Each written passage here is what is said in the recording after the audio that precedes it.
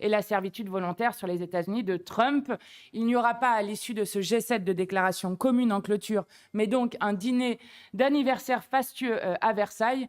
Et Macron aurait pu définitivement trouver mieux pour finir son mandat qu'inviter en grande pompe un président suprémaciste qui, je le rappelle, ne cesse d'insulter la France et l'Europe, nous fait une guerre commerciale et a entraîné le monde dans une guerre illégale avec les conséquences qu'on connaît à la fois sur les prix de l'énergie et sur la vie chère. Avec Jean-Luc Mélenchon, la France retrouvera son indépendance. Je le dis que c'est d'autant plus scandaleux que, rappelez-vous, normalement, Marc Bloch devait être panthéonisé aujourd'hui, puisque c'est aujourd'hui l'anniversaire de son assassinat par les nazis, et que c'est Emmanuel Macron qui, en cédant aux caprices de Trump, a donc fait décaler le G7 pour que Trump puisse assister à un combat de MMA pour son anniversaire, et donc décaler la panthéonisation initialement prévue de Marc Bloch à la semaine prochaine. C'est d'autant plus important de dire cela aujourd'hui que aujourd'hui même au Parlement européen va être voté l'accord commercial Union européenne-États-Unis qui entérine les droits de douane à 15%, ce qui est une honte absolue. Le groupe Insoumis et la gauche européenne s'y opposeront dans leur intégralité.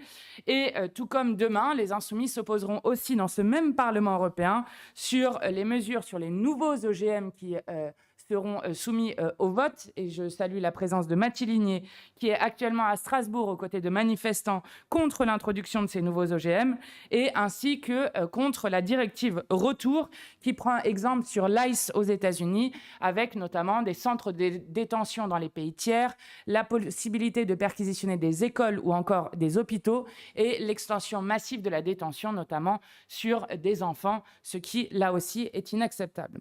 Je continue sur l'émotion qui saisit toujours le pays sur le drame qu'a subi Liana, avec un concours Lépine de propositions qui est fait, notamment avec une indécence totale, puisqu'elles ont une caractéristique commune. D'abord, elles viennent très régulièrement de ceux qui ont été au pouvoir depuis 9 ans, et notamment d'anciens premiers ministres, dont c'est directement le bilan. La deuxième caractéristique commune de ces propositions, c'est qu'elles ne coûtent pas un seul euro d'argent public, et donc refusent toujours de mettre sur la table les 3 milliards par an qui sont demandés par les associations depuis plusieurs années. Et elles ont en caractéristique commune aussi d'arriver toujours après que le crime soit commis, alors que ce qui devrait être le débat dans toute notre société aujourd'hui, c'est comment faire en sorte que des femmes et des enfants ne se fassent plus violer dans notre société et ne se fassent plus tuer parce que femmes ou parce qu'enfants. Encore une fois, je le redis, il n'y a aucune fatalité dans les violences faites aux femmes et aux enfants, puisque l'Espagne a montré que lorsqu'il y avait une politique à la fois avec des moyens et une volonté politique, il était possible de faire baisser drastiquement les féminicides et les violences qui en étaient faites. Personne ne pouvait dire qu'il ne savait pas sur cette question-là. Je rappelle ce que nous savons depuis la semaine dernière. D'abord, les associations alertent depuis des années sur cette question. Je rappelle qu'en 2021, il y avait une tribune de 3000 magistrats qui a alerté justement sur le manque de moyens de la justice suite au suicide de l'un d'entre eux. Je rappelle qu'en 2023, la Ciivise avait rendu 82 recommandations, dont 75% d'entre elles ne sont toujours pas appliquées, qu'il y avait eu des rapports rendus en 2022 et en 2023, révélés notamment par Mediapart, qui montrent que 70% des plaintes sur à l'encontre de viol sur des enfants n'ont fait l'objet d'aucun acte d'investigation, et même que certaines de ces plaintes attendent depuis des années qu'il y ait juste un enquêteur qui soit attribué sur cette question. Et je rappelle qu'en 2025, l'année dernière, la Cour européenne des droits de l'homme a condamné la France sur le traitement pas correct des viols sur mineurs. Donc là aussi, personne ne pouvait dire qu'il ne le savait pas. Les solutions existent, nous les connaissons. C'est des solutions à la fois de prévention, je pense notamment à l'éducation à la sexualité, mais aussi au nombre de médecins scolaires qui sont nécessaires, aux assistants sociaux, aux associations de terrain qui doivent avoir les moyens. Donner des moyens, là aussi, à la justice et des priorités claires. Je rappelle que depuis 2025, c'est 114 circulaires qui ont été faites avec des priorités de partout qui, à la fin, ne sont plus des priorités. La preuve, M. Darmanin a fait finalement une circulaire le 8 juin, donc en pleine affaire Liana, pour dire que finalement, les violences sur enfants étaient une priorité, preuve que ça n'en était pas avant. Et évidemment, des moyens à la police judiciaire qui a été fortement démantelée par Darmanin lui-même. Enfin, une politique de prise en charge des victimes qui est nécessaire. Et donc, pour cela, nous demandons une loi cadre, et le gouvernement pourrait faire d'ores et déjà un budget rectificatif pour mettre sur la table les 3 milliards demandés par les associations. Enfin, les Insoumis seront mobilisés cette semaine en soutien de lutte populaire. Aujourd'hui, nous avons plusieurs députés qui seront aux côtés des salariés de Stellantis Poissy. Mercredi, il y aura plusieurs députés aux côtés d'eurodéputés insoumis au meeting de Strasbourg, Justice pour Palestine, notamment suite aux 1 million de signatures obtenues sur l'initiative citoyenne européenne pour continuer d'exiger la suspension de l'accord d'association entre l'Union européenne et Israël. Jeudi, nous serons aux côtés des salariés des aéroports de Paris en grève, mais aussi des mobilisation contre les violences dans le périscolaire. Samedi, il y aura une délégation d'insoumis qui se rendra à Londres pour un meeting guerre à la guerre, mais aussi dans la Creuse en soutien à Catherine Couturier qui est attaquée par le député du Rassemblement national, ou encore à Paris dans une mobilisation contre le chlordécone et l'agent orange. Enfin, dimanche, nous serons évidemment en nombre à la marche contre le racisme, à l'initiative notamment de Bali Bagayoko et d'autres élus. Et nous serons le soir à la fête de la musique, place de la République, avec plusieurs artistes qui seront là pour célébrer ce moment festif.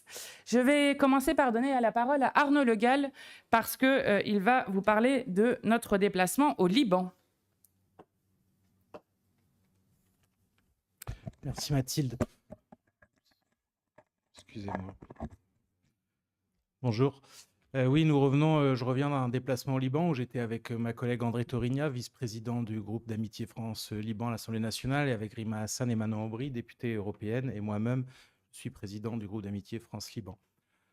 Un déplacement de solidarité, vous connaissez les chiffres, des centaines de milliers de déplacés, près de 7000 morts depuis 2024, dont, je le précise, c'est important, des milliers pendant des périodes de supposés cessez-le-feu, dont celui qui allait de 2024 à février 2026, qui a été respecté par la partie libanaise, des dizaines de villages rasés, là aussi pendant les périodes de cessez-le-feu, c'est ce que nous disent les Libanais, les cessez-le-feu, quand ils ne sont pas respectés, c'est encore pire pour nous, parce que c'est le moment que choisit le Sahel pour raser les villages.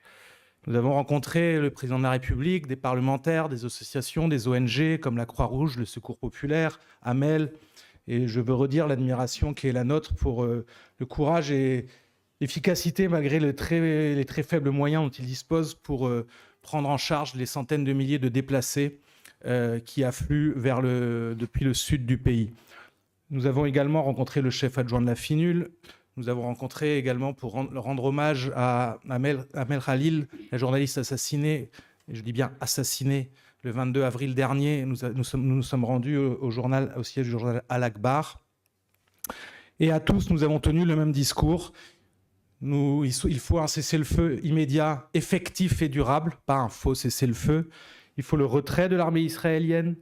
Il faut en finir avec une certaine hypocrisie concernant les milices et l'armée. Il faut que les forces armées libanaises se voient dotées des moyens de défendre les frontières du pays.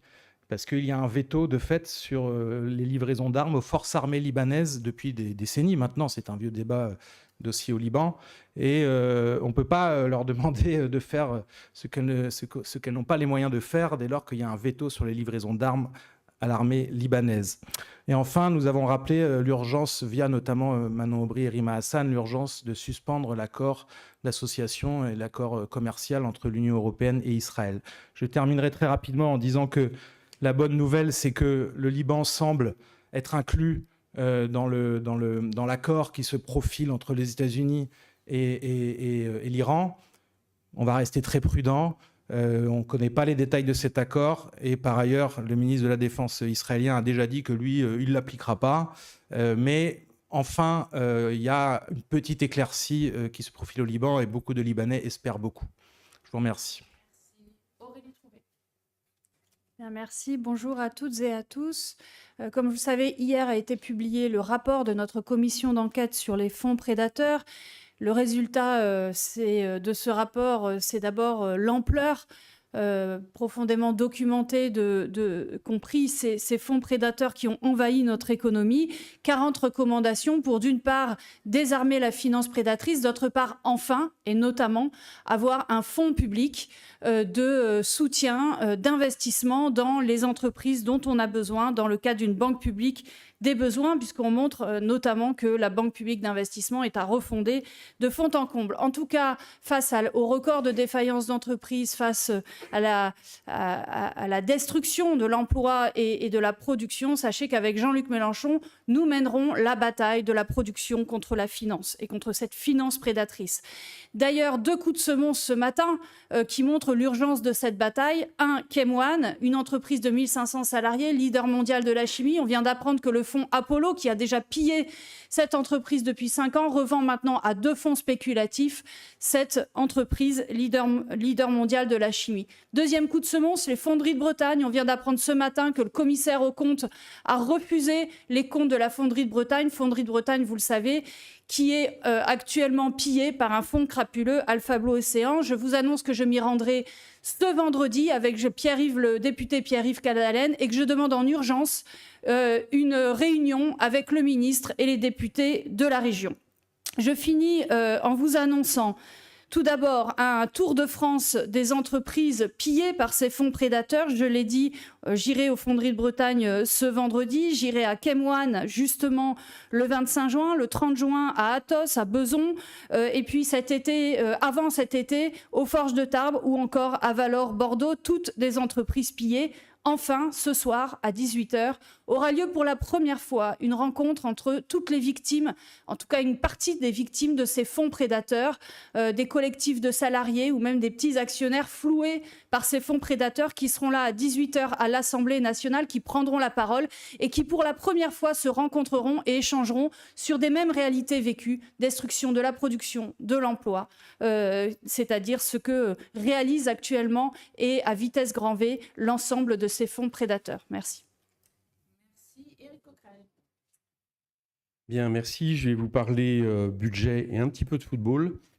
Sur la question du budget, on sait maintenant qu'un comité d'alerte, le deuxième, aura lieu le 30 juin, vraisemblablement pour annoncer un peu plus d'annulation de crédit. Il y a déjà eu 6 milliards qui ont été diagnostiqués en lien avec le coût de la guerre au Proche et au Moyen-Orient. Sur ces 6 milliards, 4 milliards ont déjà entraîné soit des annulations de crédit, soit des surgels, mais c'est à peu près la même chose à la hauteur de 4 milliards. Et le gouvernement va certainement nous annoncer plus encore. Donc plus que jamais, nous on dit que nous devons pouvoir discuter à l'Assemblée nationale pas seulement d'annulation de crédit, mais aussi de recettes supplémentaires pour faire face à la situation, donc avec un projet de loi de finances rectificatif. Et il serait d'autant plus nécessaire qu'il ne vous a pas échappé que sur la question de l'affaire Liana, la question des moyens de la justice a été mise sur la table. Elle a été validée par la porte-parole du gouvernement qui a expliqué que dans le budget 2027, il y aurait des efforts pour la justice en lien justement avec la question de la protection de l'enfance et des VSS. Il est évident qu'on ne peut pas attendre 2027 et j'aurais du mal à penser qu'on ait trouvé de l'argent pour le Covid quelques mois après que le président de la République ait dit qu'il n'y avait pas d'argent magique et que sur une affaire aussi importante que la protection de l'enfance, nous ne serions pas capables d'anticiper les délais pour mettre l'argent nécessaire au niveau de la justice. Donc c'est une deuxième raison pour laquelle nous exigeons un projet de loi de finances rectificative. Je dois dire que au lieu d'examiner le projet de loi riposte et que ces 64 articles que le gouvernement veut à tout prix nous faire examiner, week-end compris, on ferait mieux effectivement de discuter d'un projet de loi de finances rectificatif. La deuxième question sur le budget, c'est que une lettre de M. Lecornu a filtré au niveau de réponse aux différents ministères. Comme chaque année, les différents ministères avaient été interrogés par Matignon pour savoir ce qu'il faudrait dans le projet de loi de finances 2027. La réponse était 23 milliards de plus de dépenses publiques. Donc évidemment, ça ne colle pas tout à fait avec la vision de M. Lecornu, qui a dit qu'ils étaient hors sol. Moi, je dois dire que j'ai reçu dans le printemps l'évaluation à peu près tous les ministres qui expliquent qu'ils sont à l'os, que leurs ministères sont à l'os, que les services publics sont à l'os et qu'ils ne peuvent pas subir une deuxième année de baisse de dépenses publiques. Tout ça pour vous dire que ces gens-là sont dans l'impasse. C'est-à-dire que M. Lecornu espère faire passer un budget qui, non seulement évidemment ne ferait pas 23 milliards de dépenses publiques, mais au contraire 30 milliards de dépenses en moins sur les ministères concernés. Voilà, raison pour lesquelles nous pensons que tout ça n'est pas raisonnable et qu'il est temps de changer profondément de politique. Petite information, demain, j'auditionne en commission des finances M. Pouyanné, je suppose que ça vous intéressera. On va parler spéculation, on va parler prix du carburant, prix du Brent, fiscalité de Total, donc ça sera un moment, à mon avis, éclairant. Je termine rapidement sur le football. J'ai pour ma part écrit à la ministre des Sports et au président de la Fédération française de football en lien avec la question au gouvernement que j'avais posée en janvier dernier à l'Assemblée nationale, leur demandant non pas de boycotter la Coupe du Monde, non pas que l'équipe de France n'aille pas à la Coupe du Monde, on sait que c'est des choses qui sont assez irréalisables, mais qu'il était encore temps à l'époque, puisqu'en plus les États-Unis menaçaient le Groenland, que la Coupe du Monde soit retirée aux États-Unis pour être uniquement dévolue au Canada et au Mexique. Bon, ça n'a pas été le cas, mais le bilan, c'est que cette Coupe du Monde s'organise réellement comme nous l'imaginions, c'est-à-dire avec une discrimination, une politique sécuritaire à l'attention de plusieurs équipes, essentiellement des équipes africaines, mais aussi l'Uruguay, l'Iran, l'Ouzbékistan, des arbitres qui sont refoulés, des prix des places absolument exorbitantes, et j'ai demandé officiellement que la ministre, au moins, même si, comme moi, comme nous, elle supporte cette belle équipe de France de football, eh bien, ne soit pas réduite au silence et soit une espèce de lanceur d'alerte. La voix de la France compte, notamment par rapport à la FIFA, pour dénoncer jour après jour ce qui est en train de se passer aux États-Unis. Et on pourrait même supposer que M. Macron, qui a prévu d'aller à la finale de la Coupe du Monde, mettre sa présence sur la table selon la manière dont se passe la Coupe du Monde, qui pour l'instant a commencé sous des très mauvais auspices, question politique discriminatoire et sécuritaire. Merci. Bien, bonjour à toutes et à tous. Alors pour terminer et être rapide, on commence à examiner aujourd'hui le projet de loi constitutionnelle sur l'avenir de la Corse et son autonomie. Et donc pour redire la position du groupe parlementaire de la France Insoumise, déjà nous pensons que le statu quo n'est pas possible, n'est pas souhaitable. Et que les Corses sont légitimes à demander davantage d'autonomie et nous sommes pour accompagner cette autonomie, y compris parce que démocratiquement, par la voie des urnes, les Corses se sont prononcés à plusieurs reprises pour cette demande politique. Bon, on peut regretter évidemment que le gouvernement, déjà à l'époque, n'ait pas associé les groupes parlementaires dans la discussion avec l'exécutif corse et les élus corses. Les élus corses, eux, l'ont fait, ont associé les groupes parlementaires, sauf que la rédaction qui a été proposée initialement, c'est le fruit d'un compromis entre le gouvernement et les Corses, et pas entre les Corses et une majorité de l'Assemblée nationale ou même du Parlement, ce qui rend évidemment la suite des opérations plus difficile, surtout que nous n'avons pas non plus la loi organique qui permettrait de dire aux Corses, ben voilà, on propose l'autonomie et c'est pour telle mission, compétence, très concrètement, demain. Donc une sorte de, finalement, de jeu de dupes et même de chèque en blanc pour le gouvernement, puisqu'il pourrait y avoir une autonomie dans la Constitution et pas dans la réalité, sans loi organique, puisque c'est quand même ça, vu le calendrier parlementaire en plus, qui s'annonce. Je mets ça de côté, mais sur le fond du texte en lui-même, nous nous sommes abstenus en commission des lois, et pour deux raisons principales. La première et la plus déterminante pour nous, c'est la question du principe de non-régression sociale et environnementale qui était demandé et souhaité par l'exécutif corse, par sa délibération de juillet 2023. Et qui n'a pas du tout été reprise dans l'écriture constitutionnelle par le gouvernement. Et on pense que c'est un point important pour faire République ensemble demain, chacun avec ses propres prérogatives, et que la Corse ne soit pas en situation de dumping social ou de dumping environnemental, ou de zone franche en quelque sorte, puisque c'est ni la volonté des élus corses, et ni la nôtre, et je pense ni celle du peuple français tout entier. Et qu'à partir de ce moment-là, s'il y a cet élément, effectivement, nous pouvons évidemment beaucoup plus tranquillement réfléchir à un vote favorable. Il y a un deuxième point néanmoins, c'est de revoir la formulation du lien avec sa terre. Vous savez, dans la définition j'allais dire du peuple corse, mais c'est pas le mot peuple corse qui est dans la Constitution, et c'est bien le sujet, et peut-être le problème et la solution en même temps. Mais néanmoins, il y a une longue phrase pour définir les Corses, avec le lien à sa terre, qui se termine par le lien à sa terre. Bon, évidemment, je ne fais pas de procès d'intention aux Corses eux-mêmes, puisque je vois bien pourquoi ils peuvent défendre ce genre de formulation, étant entendu que vous savez que l'épisode d'Aléria, qui a lancé vraiment activement le mouvement nationaliste corse, c'était une question de spoliation de la terre. Donc on voit bien de quoi il s'agit quand eux parlent de ça. C'est très concrètement de ça. Mais il pourrait y avoir dans Constitution, une définition, une interprétation, pardon, qui puisse être ethniciste d'une certaine manière et reliée à un droit du sang. Je vous caricature un peu, mais de dire pour être corse, il faut avoir été corse depuis plusieurs générations. Et c'est pas ça ni que défendent les Corses d'ailleurs, et ni ce que nous souhaitons ensuite. Donc soit on supprime cette formulation et c'est plus simple pour tout le monde, soit on trouve une autre formule qui convienne à tout le monde, parce que encore une fois, si le droit du sol par exemple était dans notre droit constitutionnel, je vous dirais bon, il n'y a pas de sujet, on est en train de se faire des faux procès, mais ce n'est pas le cas malheureusement. Et donc on pense qu'il est plus judicieux à la fois de revoir cette formulation, d'intégrer le principe de non-régression et de voter favorablement pour l'autonomie de la Corse. Voilà, merci. Merci beaucoup. Question. On va vous passer un micro. Sinon, on ne va pas vous entendre dans le direct.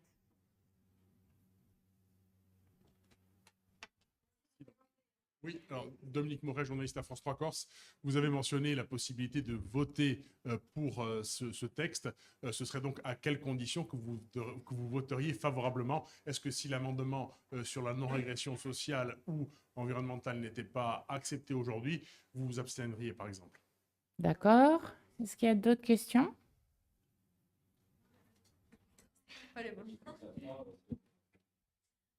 Abigail Urbès pour Le Point. Je voulais parler de la session extraordinaire qui va s'ouvrir. Laurent Pagnifou a annoncé qu'elle irait jusqu'au 20-21 juillet. Est-ce que vous pensez avoir le temps d'examiner toutes les propositions de loi, les projets de loi qui sont à l'agenda? Parce qu'on a l'impression que les plus grosses lois de l'année vont passer dans le mois-là. Donc voilà, quel est votre sentiment sur cette annonce? Merci. Sami Assef pour l'AFP, c'est passé un peu sous silence avec l'actualité, mais demain, il y a le vote final sur un texte sur les barrages hydroélectriques. Et je crois que votre groupe y est opposé, mais est-ce que vous pourriez rappeler la position du groupe et pourquoi vous êtes contre? Bonjour, Julien Pernic, Alta Frequenza. Pour prolonger la question de mes collègues, est-ce que vous pourriez voter pour ce texte, même si ces amendements ne sont pas adoptés, vos amendements, en voyant les résurgences jacobines qu'il peut y avoir dans certains groupes et qui mettent en danger, à l'heure actuelle, l'adoption de ce texte auquel vous semblez tenir malgré tout? Merci. C'est bon? Ok. Je réponds juste sur la deuxième question, pardon, sur la session extraordinaire. Vous avez raison, ça a d'ailleurs fait l'objet d'une discussion assez unanime de l'ensemble des présidents de groupe en conférence des présidents, puisque le gouvernement nous a annoncé que sur Riposte, si nous n'allions pas au bout des 63 ou 64 articles du projet de loi Riposte, alors il y aurait une ouverture le week-end. Alors, j'ai plus les dates en tête, mais ça doit être le 11-12 ou le... Oui, 11-12 juillet, donc y compris le samedi et dimanche. Je rappelle qu'on essayait de faire en sorte que le travail parlementaire puisse s'arrêter le jeudi soir pour que les députés aient le temps, notamment en juin et en juillet, d'aller aux différentes manifestations qu'il y a un peu partout.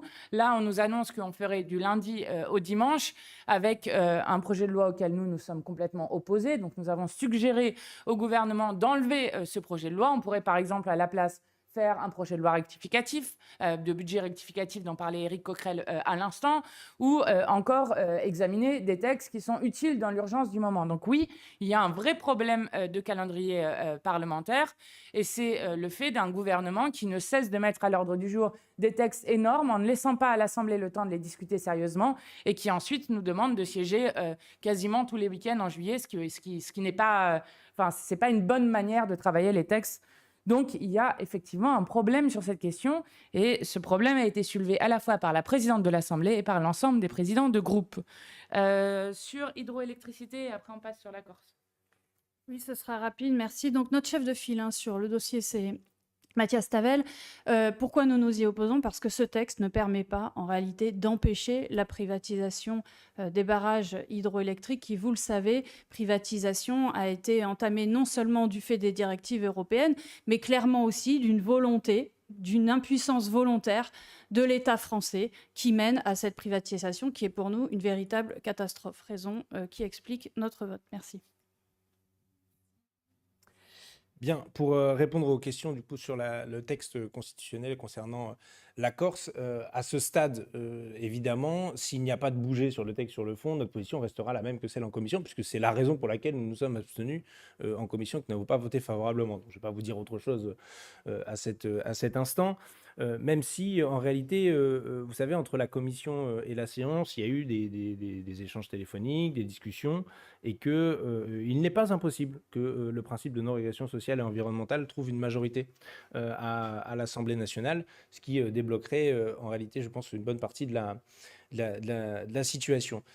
Sur le fond, ça a été dit dans une des questions, on parle des Jacobins. Bon, vous savez que les Jacobins, en 1790, représentés par Maximilien Robespierre, je pense qu'il n'y a pas de meilleur représentant, à mon avis, sur le sujet, recevaient Pascal Paoli ici sur le continent, et avec les plus grandes acclamations, puisque les Corses avaient mis en place un régime de liberté, une certaine forme de constitution avant même les révolutionnaires français.